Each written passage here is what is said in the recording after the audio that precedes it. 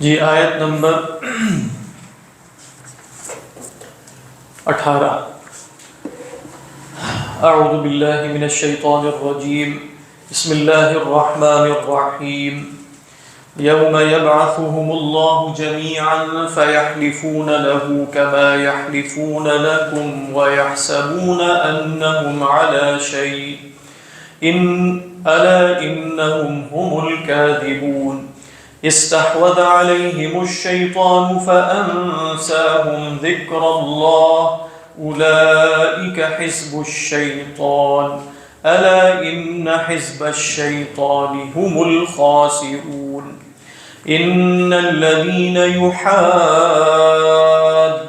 الله ورسوله أولئك في الأذلين كتب الله لأغلبن أنا ورسلي إن الله قوي عزيز لا تجد قوما يؤمنون بالله واليوم الآخر يوادون من حاد الله ورسوله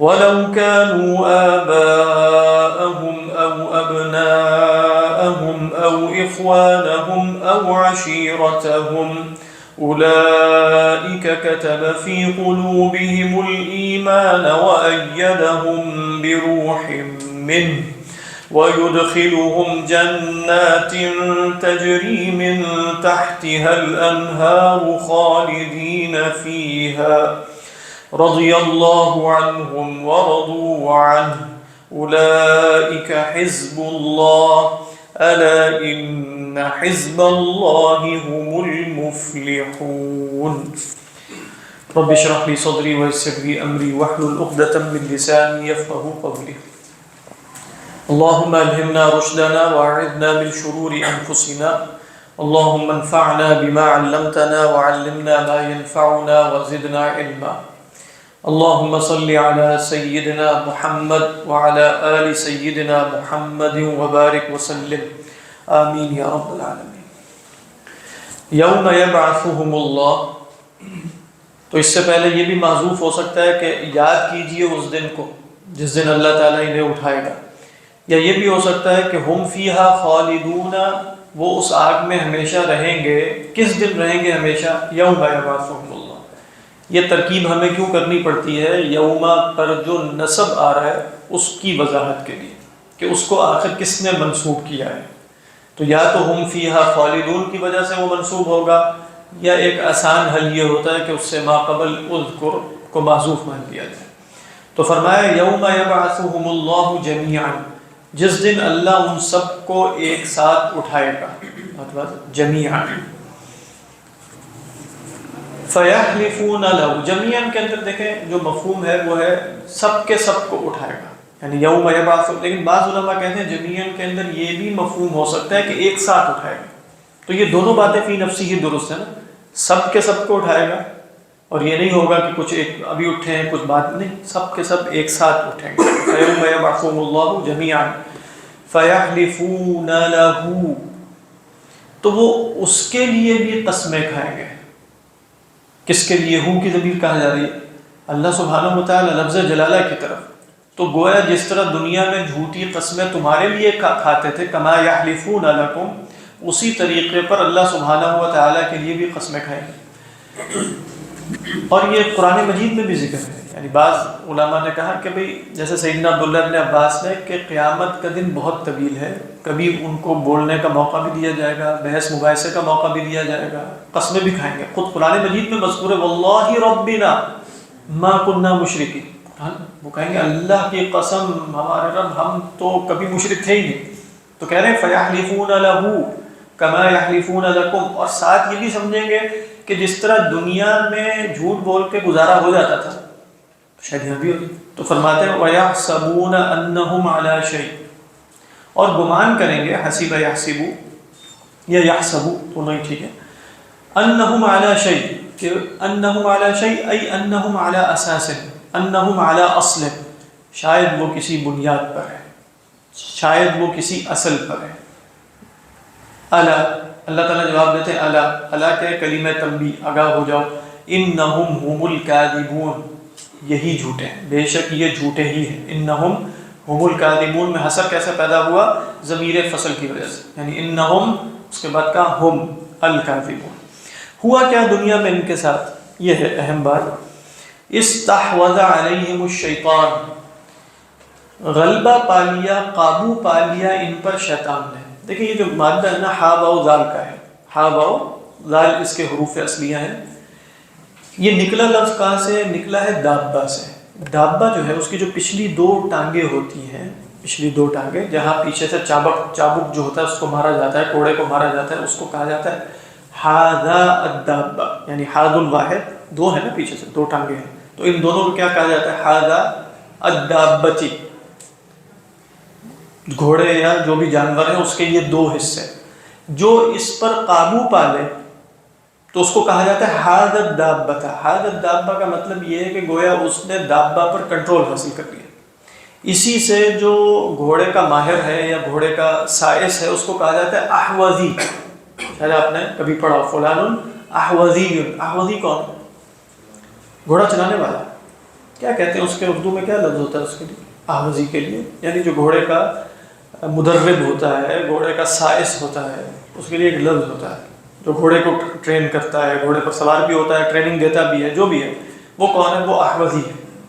تو کہا کہ استحواذ نکلا یہاں سے، جیسے کسی دابہ پر بالکلیہ کنٹرول حاصل کر لیا جائے نا، اس کی پیٹھ پر سوار ہو کر، تو پیچھے سے مارتا ہے نا یوں کر کے، آپ نے دیکھا ہوگا اس نے پکڑا ہوتا ہے وہ ادھر مارتا ہے، یہ جگہ ہے اس کی حاضن، تو وہاں مارتا ہے اور اس کو جہاں لے کر جانا جاتا ہے لے جاتا ہے. تو استحواذ کا مطلب ہے کہ استولا علی الدابۃ بالکلیہ، دابہ پر بالکلیہ اس کا کنٹرول ہو گیا، یہ استحواذ ہے. تو فرمایا استحوذ علیہم الشیطان. گویا تشبیہ کیا ہے اس میں؟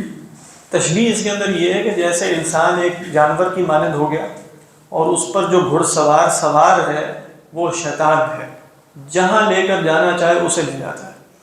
تو اس کے نتیجے میں کیا ہوگا؟ لہذا فرمایا فانساہم ذکر اللہ، تو انہیں بھلوا دیا اللہ کی یاد، یعنی انہیں غافل کر دیا اللہ کی یاد سے. تو یہ ہے استحوذ علیہم، استحوذ علیہم الشیطان. کیا ترجمہ غالب آ گیا پر شیطان؟ پورا تسلط. لیکن یہ ہے پورا تسلط، یہ پورے تسلط کا مفہوم ہے. استحواذ صرف غالب آنا نہیں ہے، کامل تسلط حاصل کر لینا. استحوذ علیہم الشیطان. اس لیے آپ دیکھیں فانساہم ذکر اللہ، یہ کیفیت جیسے اسی شخص کی ہو سکتی ہے جس پر بالکلیہ شیطان. دیکھیں ہم بھی سب ہم لوگ گناہ گار اور گناہ بھی کرتے ہیں، لیکن خدا یاد بھی بیچ میں آتا رہتا ہے، یعنی یہ غلط ہو گیا ٹھیک کرنا چاہیے، یہ ہو گیا وہ، خدا یاد آ جاتا ہے.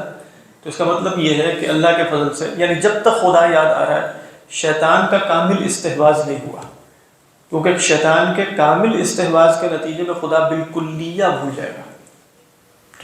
استحوذ علیہم الشیطان فانساہم ذکر اللہ. تو اس سے علماء نے یہ بھی نتیجہ نکالا کہ بھائی شیطان کے طرد کے لیے، یعنی شیطان کو بھگانے کے لیے جو شے مجرب ہے اور کارگر ہے وہ خود اللہ کا ذکر ہے. کیونکہ جب اللہ کا ذکر ہے تو شیطان بالکلیہ غالب نہیں آیا، تو لہذا اللہ کا ذکر کرو تاکہ شیطان بھاگے. لہذا سیدنا عبداللہ بن عباس نے فرمایا نا کہ اذا خنسا، کہ شیطان کو خناس اس لیے کہتے ہیں کہ اذا ذکر اللہ خنسا، اللہ کا نام لیا جائے تو بھاگ جاتا ہے وہاں سے. وَإِذَا غَفَلَ، أي وَإِذَا غَفَلَ الْإِنسَانِ أَقْبَلَ، انسان غافل ہو جائے تو فوراً پہنچ جاتا ہے. اس لیے یہ منافقین کی کیفیت ہے. لہذا جو اس سطح پر پہنچ چکا ہے نا وہ کون ہے؟ حزب الشیطان. یعنی آپ دیکھیں اولئک حزب الشیطان. حزب الشیطان میں داخلے کے لیے شرط لازم کیا ہے؟ پری ریکویزٹ ہے بالکلیہ خدا کو بھلا دینا. تو استحوذ علیہم الشیطان فانساہم ذکر اللہ اولئک حزب الشیطان. چاہے وہ شیطان کو مانتے بھی ہو یا نہ مانتے ہو، چاہے وہ شیطان کا بھی انکار کر کے بیٹھے ہوں، لیکن وہ حزب الشیطان. لیکن بہرحال آپ جانتے ہیں کہ شیطان کو ماننے والے بھی ہیں دنیا میں، لوگ موجود ہوتے ہیں اور وہ شیطان کو ایک مظلوم وجود سمجھتے ہیں، اس کی سائڈ لیتے ہیں کہ وہ ہے، اس کی سائڈ لینی چاہیے. کراچی میں بھی ایک ریسنٹلی پارٹی ہوئی ہے شیطان کی پوجا پارٹی. اچھا، کراچی کی یونیورسٹی میں نہیں ہوتی ہوگی بالکل، وہ تو بڑی وائرل ہوئی. اچھا، سب نے کیسر، شیطان تو خود وائرس ہے، کیسر احمد راجہ وغیرہ کافی لوگوں نے اس کے اوپر وہ اس کو کافی مشہور کیا. ہیلووین کیا ہے؟ ہیلووین کا پتہ نہیں، اصل میں یہ سب چیزیں جو ہے نا ان دی اینڈ تو یہ ایک ثقافت سی بن جاتی ہے. یعنی ضرور نہیں کہ وہ ہیلووین پارٹی، مجھے نہیں پتا اس کا کیا اوریجن ہے، لیکن جو لوگ وہ کر رہے ہوتے ہیں ان کے ذہن میں شیطان کی ضروری نہیں کوئی عبادت ہو یا شیطان کا اعتقاد ہو، بس وہ جب ایک ثقافت بنتی ہے. جیسے ہم بھی کہتے تھے بھائی بسنت منائی جاتی ہے تو وہ پیچھے سے نکال کے دکھاتے ہیں کہ یہ شروع کہاں سے ہوئی تھی. اب وہ بسنت منانے والوں کے ذہنوں میں اس کا کوئی اوریجن نہیں ہوتا، وہ شروع یہاں سے ہوئی تھی، وہاں سے ہوئی تھی، وہاں سے تو ہوئی ہے. وہ تو پیچھے لڑا رہے ہوتے ہیں اور وہ ان کو اس سے کوئی غرض نہیں ہے کہ وہ شیطان نے شروع کی تھی یا کسی اور نے شروع کی تھی، جس نے مرضی شروع کی. لیکن یہاں کسی اور کی بات ہو رہی ہے. یہاں کس کی بات ہو رہی ہے؟ جو بالکلیہ خدا کو بلاتا ہے. ویسے آپ غور کریں گے تو بالکلیہ خدا کو بلانا ایک انسانی کیفیت، یعنی ایک فردی کیفیت بھی ہو سکتی ہے اور ایک اجتماعی کیفیت بھی ہو سکتی ہے. یعنی فی نفسی آپ دیکھیں کہ فرد کی حد تک تو خدا کو یاد کرنے والے موجود ہیں، لیکن وہ جو پورا ایک آپ کہیں چاہے وہ تعلیمی نظام ہو، چاہے وہ کچھ بھی ہو، پوری دنیا پہ جو غلبہ ہے اس میں خدا کو ویسے بالکلیہ بلایا گیا. اس اعتبار سے شیطان کا کامل غلبہ ہے اس وقت دنیا کا. چاہے آپ اس کو کوئی تاریخی عوامل کے تحت ایکسپلین کریں، جیسے شیطان ایک حقیقی وجود ہے ہمارے تصور کے مطابق، عقیدے کے مطابق، سوچتا ہے، سمجھتا ہے، پلاننگ کرتا ہے اور سرایا بھیجتا ہے. سرایا سے مراد اپنی فوجیں بھیجتا ہے. وہ ان الشیطان یضع عرشہ علی الماء ثم یبعث سرایا، حدیث میں ہے عرش پر بیٹھا ہوا پانی پر کہیں اور وہاں سے سرایا روانہ کرتا ہے. تو ہم کئی دفعہ جیسے خاص یعنی ایک مغربی جو اکیڈیمیا ہے اس کا ایک طریقہ یہ ہے کہ آپ نے ہر چیز کو ایکسپلین ایسے کرنا ہے جس میں کوئی ماورائی چیز داخل نہ ہو سکے. یہ کچھ ہمارے اندر بھی آیا ہے. یعنی ان دین جیسے شیطان بہت ارریلیونٹ سا وجود ہے. ہمارے خیال میں شیطان تو ہے بٹ ٹھیک ہے، ہمیں تو بتایا گیا کہ شیطان بہت کچھ کر رہا ہے. ان الشیطان لکم عدو فاتخذوہ عدوا، اور شیطان کی یہ چالیں ہیں، شیطان اس طریقے پر انسان کو بھٹکاتا ہے. شیطان یہ چاہتا ہے کہ تمہارا لباس اتروائے، شیطان یہ چاہتا ہے. اس کا مطلب یہ ہے کہ اس پوری تاریخ میں، چاہے وہ تاریخ فکر ہو، تاریخ افکار ہو، اس میں شیطانی عمل دخل ہمارے زاویے سے بالکل واضح ہے. لیکن دوسرا زاویہ کیا ہوگا کہ محض یہ کچھ عوامل پیدا ہوئے، ایک رینیسانس کی تحریک شروع ہو گئی، اس کے بعد جو ہے وہ احیاء علوم کی ایک تحریک ہے، پھر ایک انڈسٹریل ریولوشن ہے، اور پھر فرینچ ریولوشن. مطلب ایک خاص طریقے پر سب کچھ ہوا ہے اور خاص مفکرین اس طریقے پر آئے، وہ سب بھی درست ہے. لیکن ہمارے یہاں ایک اور ڈائمنشن بھی ہے چیزوں کو دیکھنے کی کہ استحوذ علیہم الشیطان فانساہم ذکر اللہ اولئک حزب الشیطان الا ان حزب الشیطان ہم الخاسرون. یہی ہے کہ آگاہ ہو جاؤ کہ شیطان کی جو پارٹی ہے. لیکن حزب کے اندر جو مفہوم ہے نا وہ تحزب کا ہے، یعنی حزب بغیر تحزب کے نہیں ہوتا. حزب کا مطلب ہوتا ہے جدا جدا ہونا. کل حزب، یعنی آج کل بھی کیا کہا جاتا ہے الاحزاب، یعنی جو الاحزاب کون ہوتے ہیں؟ یہ جو سیاسی پارٹیز ہوتی ہیں ان کو عربی میں کہتے ہیں الاحزاب السیاسیہ. یہ سیاسی پارٹیز ہیں کیونکہ ان میں کبھی بھی آپس میں اتفاق نہیں ہوتا. تو حزب کے اندر تصور یہ ہے کہ وہ کسی کی مخالفت پہ کھڑا ہوتا ہے، پہلی بات. دوسری بات یہ کہ حزب کے اندر تصور یہ ہے کہ وہاں لوگوں کی جو ایفیلیشن ہوتی ہے وہ جذباتی ہوتی ہے، وہ اپنی علمی اور دانش پر مبنی ایفیلیشنز نہیں ہوتی. جو قرآن میں آیا نا کہ کل حزب بما لدیہم مقتنعون نہیں بلکہ فرحون. بس یعنی فرحون کا مطلب ہی یہی ہے کہ بس خاص ایک خوش ہیں، بس ہم جس پر ہیں اس پر اترا رہے ہیں، اور یہ ہمارے آباء و اجداد کی ہے اور فلاں بڑے کی ہے اور فلاں، بس ایسے. پھر اس پر استدلالات کی دنیا قائم ہوتی ہے. استدلالات کی دنیا کیسے قائم ہوتی ہے؟ بھئی یہ بات ہمارے بڑے نے ٹھیک بتائی ہے، چلو اس کو ثابت کرنے نکلتے ہیں. یہ ایک طریقہ ہوتا ہے. ایک یہ ہے کہ بھئی حق کیا ہے میں دیکھ لیتا ہوں. فرق ہے نا دونوں میں. واللہ اعلم. ہاں جماعت کرتے ہیں، عصبہ پڑھتے ہیں. ہاں عصبہ تو اصل میں نا جیسے عصبہ تو جیسے ہاں عصبہ جو ہے نا وہ قوی لوگوں کی جماعت ہوتی ہے. ونحن عصبۃ، اور عصبہ کے اندر لغت کے اعتبار سے جو ہم نے ذکر کیا ما بین العشرۃ الی الاربعین، وہ 10 سے 40 تک کی جماعت کو، تو لہذا وہ جتھا ہی ہوتا ہے. جیسے ایک جتھا آ جائے اور 10 15 20 لوگوں کا. تو عصبے کے اندر یہ حزب کے اندر مفہوم یہ کہ ہو سکتا ہے میں ادھر بیٹھا ہوں، آپ امریکہ میں ہے، فلاں افریقہ میں ہے، فلاں وہ ہے، ہم سب ایک ہی حزب ہے. وہ جتھے کی صورت میں نہیں ہے. کیوں ایک حزب ہے؟ لأننا متعصبون من اجل بعضنا البعض، ایک دوسرے کے لیے تعصب ہے. ایک ہی ہم مشرب بھی ہیں، ہم مسلک بھی ہیں، ہم فکر بھی ہیں، سب مل کر ایک حزب. تو حزب اللہ ہے ایک طرف، اور ایک طرف حزب الشیطان. بس یہی دو گروہ ہیں دنیا میں. یعنی یا انسان خدا کو یاد رکھے گا یا بالکل یا بھلا دے گا، یہی ہوگا. تو خدا کو یاد رکھا ہے تو وہ حزب اللہ میں ہے، خدا کو بھلا دیا اسے حزب الشیطان میں. دیکھیں قرآن میں ہے نا وَتَقَطَّعُوا أَمْرَهُمْ بَيْنَهُمْ زُبُرًا، یہ جو تقطع کا مفہوم ہے نا، ایک دوسرے سے کٹ کے الگ الگ ہو جائے، یہ حزب کے اندر مفہوم. کیونکہ حاذا کا جو مادہ ہے نا اس کے اندر کاٹنے کا مفہوم ہے. حَزَّ الرَّقَبَ بھی اسی کو کہتے ہیں. یعنی حاذا جو ابتدائی دو حروف ہیں اس کے اندر مفہوم کاٹنے کا ہوتا ہے. حَزَّ يَحُزُّ حَزًّا. تو حزب اصل میں کیا ہے؟ جو تقطع کے نتیجے میں بنتا ہے. دیکھیں کیا ہے قرآن میں ادھر سورہ روم میں فرمایا وَلَا تَكُونُوا مِنَ الْمُشْرِكِينَ مِنَ الَّذِينَ فَرَّقُوا دِينَهُمْ وَكَانُوا شِيَعًا. فرمایا پہلے تفریق، فَرَّقُوا دِينَهُمْ كُلُّ حِزْبٍ بِمَا لَدَيْهِمْ. تو یہ جو شیعہ ہیں، شیعۃ کلو، یہ سب کے سب کیا ہیں؟ یہ احزاب ہیں. كُلُّ حِزْبٍ بِمَا لَدَيْهِمْ فَرِحُونَ.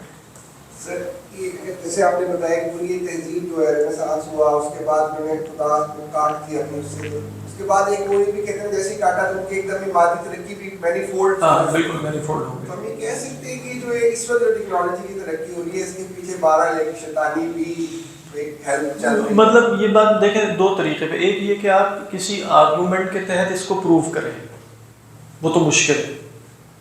ایک یہ ہے کہ ایک ایمانی بصیرت رکھنے والا ہر شخص جان سکتا ہے کہ یہ ٹیکنالوجی کی ترقی اس کے ایمان کے لیے اور پوری دنیا کے ایمان کے لیے کتنی مضر ہوئی ہے. یعنی یہ ایک وہ شے ہے جو ہر صاحب ایمان کو محسوس کرنی چاہیے. اس اعتبار سے دیکھیں گے تو یہ بات بالکل آیا ہے کہ یقیناً اس کے فائدے ہوں گے، سب کچھ ہے. ایمانی ضرر اس کا بڑا ہے، یعنی دنیاوی فائدے، مادی فائدے، سب کچھ ہے، اور زندگی آسان ہو گئی. اب لیکن یہ بھی اسی کے کچھ ہیں آثار. آسان تو ہو گئی ہے لیکن اب آپ دیکھ لیں باہر، مطلب ظاہر بات ہے انوائرمنٹل چینجز بھی ہیں، پوری دنیا میں مسئلے مسائل بھی ہیں. وہ ہم جو ڈیولپنگ کنٹریز ہیں، بلکہ ابھی تو ہم مطلب اس میں بھی نہیں ہیں، وہاں یہ سارے اس کا بیک لیٹ سارا ادھر آ رہا ہے. خیر یہ تو اور مسئلے ہے کہ آپ کوئی شخص کہے کہ مادی اعتبار سے فائدے ہیں تو مادی اعتبار سے نقصانات بھی ہیں. لیکن سب کو معلوم ہے، ہر شخص جان سکتا ہے کہ یہ ٹیکنالوجی اس کے ایمان کے لیے، علم کے لیے، جو بھی ایک روایتی علمی تصور تھا، جو بھی اخلاق تھے، جو بھی لوگوں کے تعلقات تھے، جو بھی ایک معاشرہ، ان سب کے لیے نہایت مضر ہے. یہ اقرار کرنا میرا نہیں خیال کہ کوئی مشکل کام ہے. اگر یہ سب کچھ ہے تو ایمان، تو ہم اس کی نسبت بالکل جیسے شیطان کی طرف کر سکتے ہیں. اور علماء نے یہ کہا ہے کچھ جگہوں پر کہ قرآن مجید میں ایک ادب یہ ہے کہ جو برا کام ہے اس کی نسبت کس کی طرف کی جائے؟ شیطان کی طرف. یعنی وَمَا أَنسَانِيهُ إِلَّا الشَّيْطَانُ أَنْ أَذْكُرَهُ، یہ شیطان نے بتایا مجھے، نسیان شیطان کی طرف سے. وَإِمَّا يُنْسِيَنَّكَ الشَّيْطَانُ فَلَا تَقْعُدْ بَعْدَ الذِّكْرَىٰ مَعَ الْقَوْمِ الظَّالِمِينَ. اور رات آپ صلی اللہ علیہ وسلم جب ایک سفر میں تھے اور آپ سوتے رہ گئے، اور حضرت بلال بھی، تو حضرت بلال کو آپ نے جب کہا کہ بھئی تم نے جگانا ہے، مشہور واقعہ ہے نا، تو آپ صلی اللہ علیہ وسلم لیٹ گئے. تو جب آپ کی سب سے پہلے آنکھ کھلی، اور کیا روایت میں الفاظ آتے ہیں کہ من حرۃ الشمس، سورج اتنا نکل گیا اس کی گرمی سے، آپ صلی اللہ علیہ وسلم ہڑبڑا کے اٹھے اور آپ نے کہا بلال بلال. حضرت بلال آئے اور کہنے لگے یا رسول اللہ جس نے آپ کو سلایا اس نے مجھے بھی سلا دیا. یہ دلیل پیش کی. تو آپ صلی اللہ علیہ وسلم نے فرمایا کہ شیطان جو ہے وہ آیا بلال کے پاس، صحیح روایت، اقبل الی او کما قال النبی صلی اللہ علیہ وسلم فجعل یہدئہ کما یہدأ الطفل. فرمایا اس کو ایسے ایسے تھپکاتا رہا جیسے بچے کو تھپکایا جاتا ہے، حتی نام، یہاں تک آپ نے کہا کہ یہ ہوا سارا کچھ، ایک ایپیسوڈ ہوا، نماز رہ گئی ہم سب کی. لیکن پھر آپ نے کیا فرمایا؟ آپ نے کہا نماز ابھی ہم یہاں نہیں پڑھیں گے. آپ صلی اللہ علیہ وسلم نے حکم دیا یہاں سے چلو، وہاں سے نکل پڑے. پھر آپ نے فرمایا ان هذا الوادی حضر معنا فیہ شیطان، یہ ایک وادی تھی جس میں ہمارے ساتھ رات کو شیطان بھی موجود تھا، یہاں سے نکل جاؤ. پھر نکل گئے آپ اور آگے جا کے نماز پڑھی. اب آپ دیکھیں گے ایک واقعہ ہے جو کہیں بھی ہو سکتا ہے، ویسے لوگ سوتے رہ گئے، ٹھیک ہے بس اٹھ گئے، لیکن اس واقعے میں آپ صلی اللہ علیہ وسلم نے 2 دفعہ شیطان کا حوالہ دیا. یعنی آپ نے ایک دفعہ یہ فرمایا کہ بلال کو آ کر شیطان نے کس طرح سلایا، اور پھر آپ نے کہا کہ یہ وادی بھی مجھے گڑبڑ لگ رہی، یہاں کوئی شیطان موجود ہے اور یہاں سے نکلا. تو اب یہاں ویسے علماء کا اختلاف ہے کہ یہ رسول اللہ صلی اللہ علیہ وسلم کے ساتھ خاص تھا کہ بھئی جس جگہ اگر سفر میں اس طرح ہو گیا تو وہاں نکلیں، یا یہ حکم عام ہے کہ واقعی اس جگہ پر کوئی شیطان موجود ہے تو وہاں سے نکل کے نماز پڑھو؟ اس میں فقہا کا اختلاف ہے، لیکن حدیث کا پیغام تو سمجھ میں آ ہی رہا ہے۔ اس اعتبار سے دیکھیں تو شیطان ایک ہے اینٹیٹی، اور شاید ہمارے اوپر بھی کچھ ماضی میں ہونے والی تفسیرات کا کچھ نہ کچھ اثر پڑا ہے کہ جس میں شیطان کے اندر سے جو شخصیت ہے اس کو نکالنے کی پوری طرح کوشش کی گئی ہے، جس طرح فرشتوں کے اندر سے بھی شخصیت کا ایلیمنٹ نکالا گیا ہے، ہاں کچھ اور بنا دیا جائے اس کو، شیطان کے اندر سے بھی اس کا شخصی پہلو نکالنے کی تگ و دو ہوئی، جو پرانے زمانے میں تعویلات ہوئیں آپ جانتے ہیں، پچھلی صدی میں اور اس سے پچھلی صدی میں، تو اس کا کچھ نہ کچھ اثر آیا ہے ہم پر ویسے، واللہ اعلم، کہ شیطان جیسے ایک irrelevant سی شے ہے۔ ٹھیک ہے، ہاں جی فرمائیے۔ سر ڈر بھی لگتا ہے۔ اچھا تو سر جس طرح آپ نے شیطان کے بارے میں اس والی ٹیکنالوجی کو جس طرح ریفر کر دیا، یعنی اس کی طرف منسوخ کر دیا شیطان کر دیا، نہیں میں نے منسوخ نہیں کیا، آپ نے وہ اصول بتایا نا جو ادب، نہیں میں تو یہ کہہ رہا ہوں کہ اس کا میں نے کہا تھا کہ اس کو ثابت کرنا تو مشکل ہے کہ آپ شیطان سے پوچھیں گے کہ تمہارا کیا دخل ہے اس میں، میں تو کہہ رہا ہوں کہ اس کا ایمانی ضرر بات ہے اس اعتبار سے۔ تو اس اعتبار سے شیخ عمران حسین جو ساری دجال کی جو ایکسپلینیشن کر رہے ہوتے ہیں تو وہ بھی پھر جسٹیفائڈ ہوتی ہے قرآن میں۔ اصل میں دیکھیں ایک یہ ہے کہ آپ کہیں کہ ہم نے اجمالی طور پہ قرآن سے پتہ چلتا ہے کہ شیطان ایک وجود ہے، آپ اس پر گھڑ گھڑ کے ایسی تھیریز بنا لیں جس کے پیچھے کوئی اس اجمالی بات پر تو دلیل قائم ہے نا کہ نہیں قائم آپ نے دیے تھے اس اجماع، لیکن وہ جو تفاصیل جب پیدا ہوں گی اس کے اندر اور پھر وہ عجیب و غریب مطلب واللہ عالم اس کے پیچھے سوائے کہانیوں کے اور کیا ہوتا ہے، مطلب وہ طریقہ نہیں ہے۔ شیخ عمران حسین ہم نے کرکٹ کھیلی بھی ہے، جب وہ یہاں ایک سال کورس کرنے آئے تھے ہم چھوٹے چھوٹے ہوتے تھے تو ان کے ساتھ کافی جو ہے وہ ہوتا تھا کھیل کود۔ سر حزب کا مطلب جو ہے آپ نے بتایا کاٹنا پوری طرح سے، مطلب کسی چیز کو مطلب ٹوٹلی، میں نے حزب کا مطلب ہے کہ جب آپ کسی حزب میں ہیں نا تو کسی اور حزب سے علیحدگی اور حالت تفرق میں ہے، یعنی کسی سے آپ اتحاد کی حالت میں جو آپ کے حزب والے ہیں، اور کچھ لوگ ہیں جو آپ کے مخالف ہیں دوسری جماعت کے ہیں۔ اس کا مطلب یہ نہیں ہے کہ آپ ان سے مطلب اس میں لا تعلقی کا عنصر ہے اس لفظ کے اندر؟ فکری اعتبار سے اعتقادی اعتبار سے ہے حزب کے اندر، مطلب جو حزب اللہ ہے اس کا کسی مطلب اور چیز سے تعلق نہیں ہے، حزب الشیطان سے کوئی تعلق نہیں، شیطان سے، ہاں حزب الشیطان سے تعلق نہیں، بالکل یہ بات درست ہے۔ بالکل بھی کوئی تعلق، اسی لیے آپ دیکھیں کہ اپنا نام ہمیں حزب اللہ نہیں رکھنا چاہیے، اپنا نہیں، فرد کی بات نہیں کر رہا، اپنی جماعت کا بات کر رہا۔ یعنی کیا مطلب حزب اللہ، یعنی آپ حزب اللہ ہیں تو دوسرے کون؟ مطلب حزب اللہ کے مقابلے میں تو حزب الشیطان ہی ہوتا ہے۔ یا اگر کوئی جماعت اپنے آپ کو کہے کہ ہم حزب اللہ کی تشکیل کر رہے ہیں، حزب اللہ کی تشکیل کا کیا مطلب ان دعووں کے اندر بہت زیادہ پارسائی ہے، ان دعووں کے اندر ایک خاص قسم کا تصور ہے جو نکلا وہیں سے کہ ہماری جماعت نبی کے طریقے پر ہے، اس طرح نبی آتے ہیں تو جو ان کے ساتھ جڑا ہوتا ہے وہ کون ہوتا ہے؟ وہ حزب اللہ ہی ہو سکتا ہے، تو ہم بھی حزب اللہ قائم کر رہے ہیں۔ کیا مطلب حزب اللہ قائم کر رہے ہیں؟ یعنی جو آپ کی جماعت میں وہ بھی حزب اللہ ہو سکتا ہے؟ اگر آپ کہیں ہاں ہو سکتا ہے تو پھر آپ کی حزب اللہ قائم کرنے کا کیا مطلب ہے؟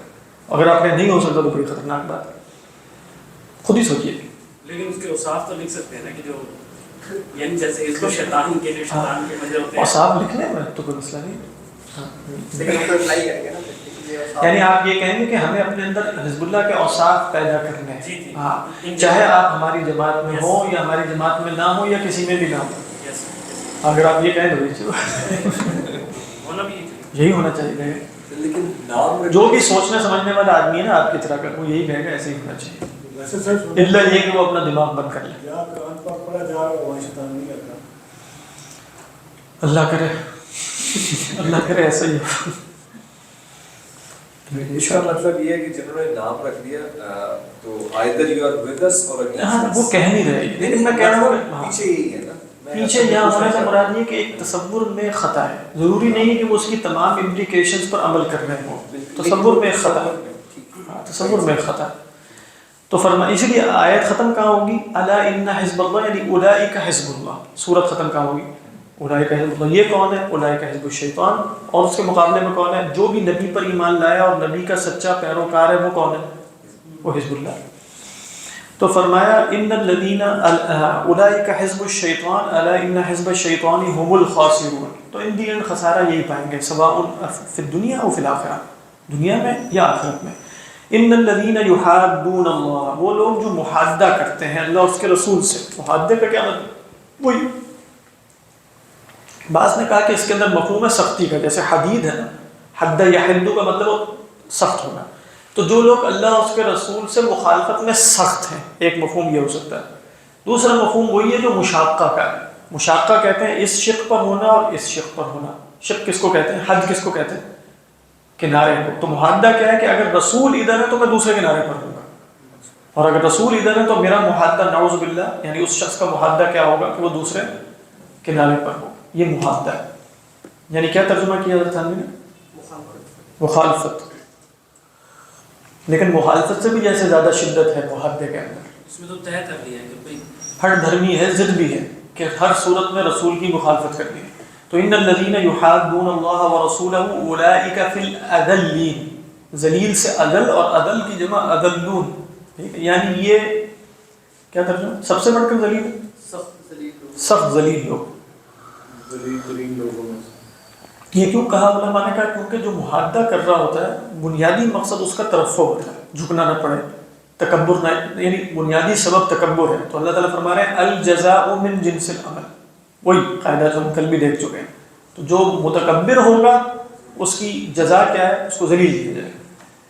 تو اولئک فی الاذلین. اور اس کی وجہ کیا ہے کیوں وہ اذلین میں سے ہوگا؟ کتب اللہ لاغلبن انا ورسلی. کیونکہ اللہ تعالیٰ نے لکھ یہ دیا ہے کہ میں اور میرے رسول لازماً غالب ہیں. لیکن یہاں سے بعض علماء نے پچھلی آیت میں بھی اخذ یہ کیا کہ المؤمن جو صاحب ایمان ہے وہ عزیز ہوتا ہے لازماً، چاہے وہ مسجون ہو، چاہے وہ اس کے پاس ایک پھوٹی کوڑی نہ ہو، پیسہ نہ ہو، وہ فی نفسی ہی اپنی ذات میں کیا ہے؟ عزیز ہے. اور الکافر چاہے وہ دنیا میں عزیز ہو، فی نفسی ہی اپنی ذات میں ذلیل ہے، کیونکہ اللہ نے یہ طے کیا ہے کہ میں نے اور میرے رسولوں نے غالبان ہے. تو جو رسول کا پیروکار ہوگا اسے لازماً عزت ملے گی. وَلِلَّهِ الْعِزَّةُ وَلِرَسُولِهِ وَلِلْمُؤْمِنِينَ. ایک یہ مفہوم ہے. دوسرا مفہوم یہ کتب اللہ لأغلبن انا ورسولی.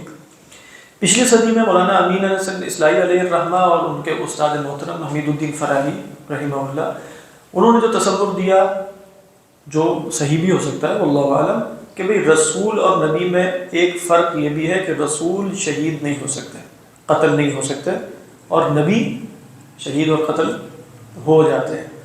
تو وہ بتاتے ہیں کہ اللہ کا اپنے رسولوں کے بارے میں طریقہ کیا ہے، سنت یہ ہے، عادت یہ ہے کہ رسول کبھی مغلوب نہیں ہوگا. نبی مغلوب ہو سکتا ہے دنیا میں، کیوں مغلوب نہیں ہوگا؟ یا تو اسے غلبہ دے دیا جائے گا، یا اگر اس کا انکار کر دیا جائے گا تو قوم کو نیست و نابود کیا جائے گا. تو رسول تو مغلوب نہ ہوا کسی بھی صورت میں.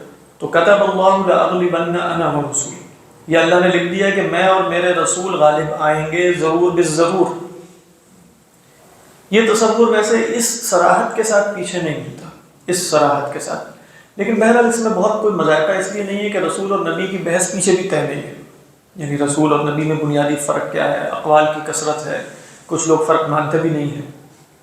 عمومی رائے جو آپ کو سلف میں پیچھے سے ملے گی وہ ہے کتب اللہ لأغلبن انا ورسولی، جس کو خلاصہ امام رازی نے یوں بیان کیا کہ ایک غلبہ ہے مستقل، وہ ہے بالحجتی، اور یا بالسیف بھی. بالسیف کا وعدہ نہیں ہے. نبی اور رسول اور اس کے پیروکار حجت کے اعتبار سے، دلیل کے اعتبار سے ہمیشہ غالب رہیں گے. ہاں بالسیف کبھی مغلوب بھی ہو سکتے ہیں، کبھی غالب بھی ہو جائیں گے.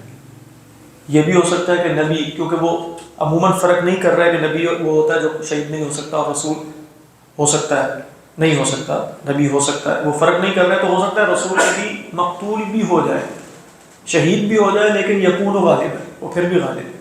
جیسے اللہ تعالیٰ نے فرمایا کہ اصحاب الاخدود سارے کے سارے شہید ہو گئے، آخر میں کیا فرمایا؟ ذالک الفوز الکبیر، یہ تو سب سے بڑی کامیابی ہے. ہاں مطلب نہیں حجت، ہاں نظری غلبہ. حجت اور بیان کا تعلق آخرت سے نہیں ہے، حجت اور بیان کا تعلق دنیا سے ہے. اس لیے وہ کہتے ہیں اسلام کبھی مغلوب نہیں ہوگا. ہمارے علماء کا خیال یہ تھا کیونکہ یہ آخری دین ہے. تو اسلام کبھی مغلوب کس حیثیت سے نہیں ہوگا؟ یعنی اسلام مغلوب ہوگا اگر قرآن میں تحریف ہو جائے، اس کے حقیقی مصادر موجود نہ رہیں صحیح حالت میں، اس کے دلائل مٹ جائیں قرۂ ارضی سے، تو اسلام مغلوب ہو گیا۔ اسلام غالب ہے چونکہ قرآن موجود ہے، سب کچھ موجود ہے۔ ہاں مسلمان مغلوب یا غالب ہوتے رہیں گے بالسیف، یہ ڈیپینڈ کرتا ہے ان کی صلاح پر، یہ ان کی صلاح پر ڈیپینڈ کرتا ہے۔ حضرت عیسیٰ کے بارے میں پھر یہ کیا کہتے ہیں؟ مطلب ان کا غلبہ جو ہے وہ یعنی یہ ان کی بات کریں امین سے، ہاں وہ تو نہیں مانتے کہ وہ سولی پہ شہید ہوئے، وہ تو ٹھیک ہے، تبھی دوبارہ نہیں آئیں گے، دوبارہ بھی نہیں آئیں گے۔ تو ان کا وہ بتاتے ہیں، غامدی صاحب نے اس پہ تفصیلی گفتگو کی ہے، وہ فرماتے ہیں کہ قرآن مجید میں اشارے ہیں کہ رسول کی زندگی میں عذاب آنا ضروری نہیں ہے۔ جیسے اللہ کے رسول فرمایا کیا ہے وہ مشہور آیت جس میں فرمایا گیا تو آپ کی زندگی میں دکھائیں گے یا بعد میں، تو اس سے انہوں نے استدلال یہ کیا کہ آپ سیدنا عیسیٰ کے جانے کے فوری بعد سے عذاب کے کوڑے ان پر مستقل پڑنے شروع ہو گئے، اور انہوں نے جو پوری تاریخ ہم بھی بیان کرتے ہیں، وہ ٹائٹس رومی پہلے آیا اور اس کے بعد جو ہے وہ ٹائٹس رومی تو بعد میں آیا، سب سے پہلے نبوکڈنضر جو آیا وہ تو بالکل ابتدا میں آ گیا، یعنی 70 عیسوی میں آیا نبوکڈنضر۔ بخت نصر جو ہے وہ کہتے ہیں کہ بھئی حضرت عیسیٰ علیہ السلام، وہ نہیں مانتے کہ وہ 30 سال کی عمر میں دنیا سے اوپر چلے گئے، اپنی لمبی عمر گزاری انہوں نے، تو 50-60 سال جیے ہیں وہ، اس کے بعد ان کی وفات ہوئی ہے، تو 70 میں نبوکڈنضر، یعنی ان کے جانے کے فوری بعد ایک عذاب کا بہت ہی زبردست کوڑا پڑا ہے۔ 6 لاکھ لوگوں کو کیپٹیوٹی میں لے گیا بخت نصر، کتنے لوگوں کو اس نے مار دیا، یروشلم تباہ و برباد کر دیا، تورات گم ہو گئی۔ سب واقعہ کب ہوا ہے؟ بخت نصر صاحب نے کیا، جو عراق سے آئے تھے بابل سے۔ تو وہ اس طرح بتاتے ہیں کہ وہ عذاب آیا ہے اللہ سبحانہ و تعالیٰ۔ اسی طرح اللہ کے رسول صلی اللہ علیہ وسلم کا انکار کرنے والوں پر بھی غزوہ بدر میں عذاب آیا، اللہ تعالیٰ نے اس کو عذاب ہی کہا ہے، سیہزم الجمع ویولون الدبر، یہ ایک عذاب کی کیفیت تھی جو ان پر وارد ہوئی۔ تو اس طرح ایکسپلین کرتے اللہ اعلم۔ تو اس میں بھی اشکال ہے کہ دین مغلوب ہے اس اصطلاح میں، اس کے قابل تعمیل ہے؟ قابل تعمیل، ظاہری بات ہے۔ آپ اگر کہیں گے کہ دین مغلوب سے مراد یہ ہے کہ مسلمان مغلوب ہے، یعنی دین کے غلبہ کا مطلب مسلمانوں کا سیاسی غلبہ بھی تو ہے کہ نہیں؟ ہاں، دین گویا مسلمان دین پر عمل کر رہے ہیں کہ نہیں، یہ کوشچن ہے اس وقت۔ دین مغلوب ہونے کا مطلب ہوتا ہے دین اپنی اصلی حالت میں نہ رہے، وہ تو نہیں ہو سکتا اس دین کے ساتھ۔ اس معنی میں نہیں ہے، لیکن مسلمانوں کے اعتبار سے دین مغلوب ہے، سیاسی غلبہ تو ہمیں حاصل ہے۔ كتب الله لأغلبن أنا ورسلي إن الله قوي عزيز لا تجد قوما يؤمنون بالله واليوم الآخر۔ یہ وہ آیات ہیں جن کو بلا اور برا میں بھی جیسے ایک بنیادی ہے نا، خاص طور پہ جو سلفیہ حضرات نے ولا اور برا کی ایک ٹرم قائم کی ہے نا، ولا اور برا تو حدیث میں بھی موجود ہے، لیکن الولا والبرا اس عنوان کے تحت اس میں ایک بنیادی آیت ہے، لا تجد قوما، آپ کبھی اس قوم کو نہیں پائیں گے۔ قوم کی صفت کیا ہے؟ یؤمنون باللہ والیوم الآخر۔ یہ ان آیات میں سے بھی ہے جس سے استدلال یہ ہوتا ہے کہ ایمان باللہ اور یوم آخرت میں کیسے ایمان بالرسول امپلائڈ ہوتا ہے، کیونکہ آگے دیکھیں نا، صرف کون سی 2 ایمانیات کا ذکر ہے؟ ایمان باللہ والیوم الآخر۔ اس کے بعد کہا آپ ایسی قوم کو جو اللہ اور یوم آخر پر ایمان رکھتی ہے کبھی نہیں پائیں گے۔ کیا کرتے وہ نہیں پائیں گے؟ حال کیا ان کا؟ ٹھیک ہے، یہ قومن کا حال ہے، یعنی آپ اس قوم کو نہیں پائیں گے اس حالت میں کبھی بھی۔ کس حالت میں؟ یوادون، کہ وہ موادہ رکھیں، دوستی رکھیں، محبت رکھیں، کس سے؟ من، اس سے حاد اللہ و رسولہ، جس نے اللہ اور اس کے رسول کی مخالفت کی، جو اللہ اور اس کے رسول کا دشمن ہے اس سے وہ دوستی رکھیں۔ آپ کبھی بھی مومن قوم کو جو ایمان باللہ اور یوم آخر پر کھڑی ہے کبھی ان کو اس حالت میں نہیں پائیں گے۔ یہ ہوگا ٹھیک۔ وَلَوْ كَانُوا آبَاءَهُمْ، چاہے وہ لوگ جو محادہ کر رہے ہیں وہ آباء ہوں ان کے، کن کے؟ مومنین کے، قوم المؤمنین کے، او ابناءہم، یا بیٹے ہوں، او اخوانہم، یا اخوان ہوں، او عشیرتہم، یا ان کا وہ عشیرہ خاندان ہو جس سے وہ معاشرت رکھتے ہیں۔ عشیرہ کس سے نکلا ہے؟ معاشرت سے۔ معاشرت کیا ہے؟ کسی کے ساتھ رہنا۔ تو جن کے ساتھ آپ مستقل رہتے ہیں، جو آپ کی فیملی ہے، خصوصاً ایکسٹینڈڈ فیملی، اس کو کیا کہا جاتا ہے؟ عشیرہ۔ تو چاہے وہ ان کے خاندان میں سے ہو۔ یہ وہ لوگ ہیں کتب فی قلوبہم الایمان، یہ وہ لوگ ہیں جن کے دلوں میں اللہ نے ایمان لکھ دیا ہے۔ لکھ دیے سے کیا مراد ہے؟ کہا علماء نے کہ ثابت کر دیا ہے، نقش کر دیا، اور خدا کا لکھا ہوا مٹایا نہیں جا سکتا، یہاں سے ایمان کبھی رخصت نہیں ہوگا۔ وَأَيَّدَهُمْ بِرُوحٍ مِّنْهُ، اور ان کی تائید کی ہے اپنی طرف سے۔ حضرت عبداللہ بن عباس سے مروی ہے کہ یہاں روح سے مراد نصر ہے، مدد ہے اللہ کی۔ اگرچہ بعض نہیں بھی کہا کہ روح سے مراد روح القدس ہے، لیکن ہر شخص کی روح القدس سے مدد، یہ کچھ انبیاء کا خاصہ تو ہے جیسے سیدنا عیسیٰ علیہ السلام کا، لیکن کہ ہر شخص کی مدد روح القدس سے ہو رہی ہے اس پر کوئی دلیل نہیں ہے۔ تو لہذا قوی بات یہ لگتی ہے کہ یہاں روح سے مراد مدد ہے، نصرت ہے، لطف ہے، عنایت ہے، نہ کہ روح القدس۔ واللہ اعلم۔ کیا حضرت خانوی نے فرمایا؟ ان کو اپنے فیض سے قوت دی۔ وہی یعنی انہوں نے بھی نصر، لطف، عنایت کے معنی میں لیا۔ وَيُدْخِلُهُمْ جَنَّاتٍ تَجْرِي مِن تَحْتِهَا الْأَنْهَارُ خَالِدِينَ فِيهَا رَضِيَ اللَّهُ عَنْهُمْ وَرَضُوا عَنْهُ۔ تو جن لوگوں کے اندر یہ صفات ہیں، فرمایا اللہ ان سے راضی ہو گیا اور وہ اللہ سے راضی ہوئے۔ یہ قوی بات یہ ہے کہ یہ خبر ہے۔ بعض کی کہتے ہیں کہ یہ دعائیہ کلمہ ہے، یعنی اللہ ان سے راضی ہو، وہ اللہ سے راضی ہو، جیسے آپ کہہ دیتے ہیں۔ تو اللہ تعالیٰ بھی جیسے اللہ کا دعائیہ کلمہ کا مطلب کیا ہے؟ خبر ہی ہے ویسے، لیکن بعض نے کہا کہ یہاں بھی دعائیہ کلمہ ہو سکتا ہے، جیسے اللہ تعالیٰ نے فرمایا قتل الانسان ما اکفا۔ تمہارا ترجمہ آپ کیا کریں گے کہ انسان ہلاک کر دیا گیا، یا اللہ کہہ رہے ہیں قتل الانسان، انسان ہلاک ہو؟ تو گویا یہاں بھی کہا جا رہا ہے کہ ان کے اعمال ایسے زبردست ہیں کہ اس پر تو یہ دعا دینی چاہیے کہ رضی اللہ عنہ ورضوا عنہ، اللہ ان سے راضی ہو، یہ خدا سے راضی ہو۔ بعض علماء نے کہا، اور یہ اکثر ہے، کہ یہ دعا نہیں ہے بلکہ خبر ہی ہے۔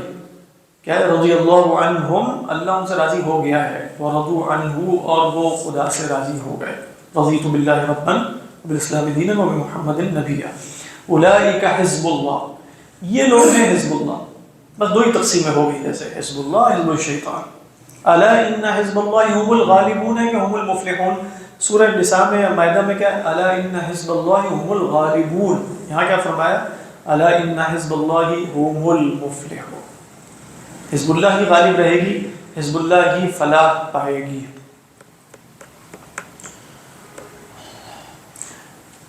بسم اللہ الرحمن الرحیم، سورۃ الحشر۔ دیکھیں سورۃ الحشر جو